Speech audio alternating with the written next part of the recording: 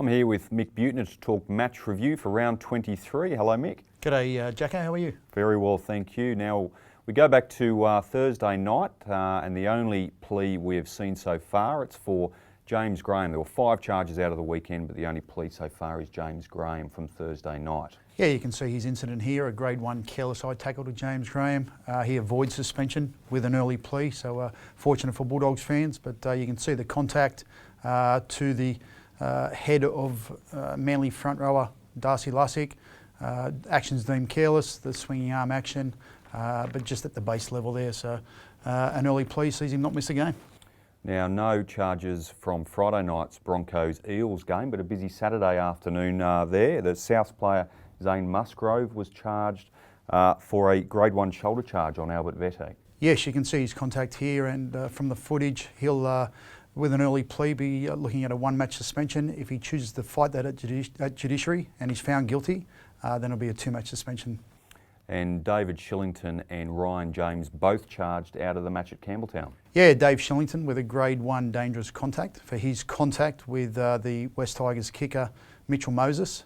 And the second charge from that match was Ryan James, a grade 2 careless eye tackle for his contact to West Tigers fullback James Tedesco. Obviously, we'll let the judicial process play out with Ryan James, yet to see a plea. But can you talk in general terms, Butts, just when it comes to the injury suffered by a player? Is it taken into account? Yeah, by the match review committee? I guess the first thing that we need to discuss within the match review committee is whether the player is guilty or not guilty of the offence.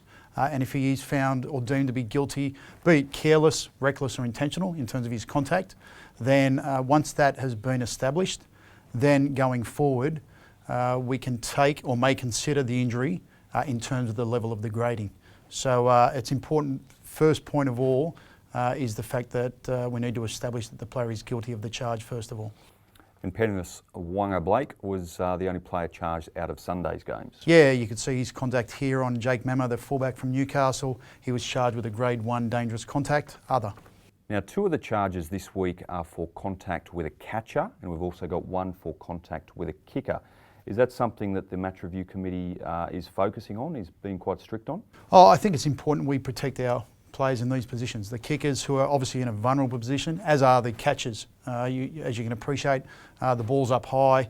They're in a very vulnerable position, and if contact's made on them, then it's important we have the ability to protect them.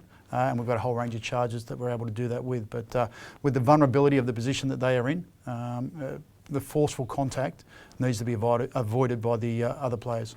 Okay, well that's it for round 23. Thank you, Mick. Thank you, Jacko.